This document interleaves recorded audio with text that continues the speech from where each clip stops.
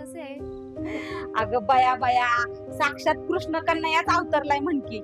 आणि हे काय ग, मऊ मऊ कपडे, नवी कोरी चादर, साबण, पावडर, एवढं समद सामान आणलं तरी का तुमच्या कारभाऱ्यांनी? अगं नाही ग ताई, त्यांनी नाही आणलं, हे तर माझ्या तानुल्याला त्याच्या देवा मामाने दिलंय. सरकारी दवाखान्यात डिलिव्हरी झाली आणि हातावर बेबी केअर किट टेकवलं. त्यांनी एका दमडीचा खर्च नाही लागला याला. अगं, आजच्या काळात सख्ख कुणी कुणाला रुपया देत नाही आणि एवढं मोठं किट सरकारनं दिलं. ही आपल्या महाराष्ट्र सरकारची माया आहे ग. आपल्या देवाभाऊंच्या सरकारनं आपल्या लेकरासाठी ही योजना काढली आहे.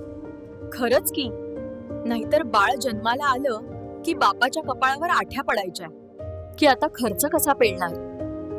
पण आता काळजीच मिटली म्हणायची.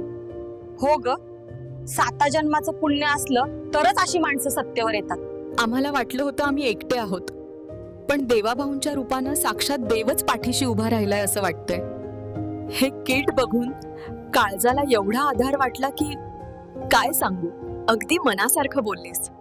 ज्याला आईच्या दुधाची आणि लेकराच्या सुखाची किंमत कळते तेच असं मायबाप सरकार चालवू शकतात. माझ्या जावेची बी डिलिव्हरी हाय पुढच्या महिन्यात. तिला बी सांगते आता काळजी करू नको म्हणून. हो, नक्की सांग. वेळेवर नोंदणी करायला सांग. लेकराला पहिलं प्रेम सरकारकडूनच मिळतंय. म्हणूनच लेकरा बाळांच्या सुखासाठी आणि आपल्या आधारासाठी आमचं मत पुन्हा एकदा देवाभाऊंच्या भाजपलाच.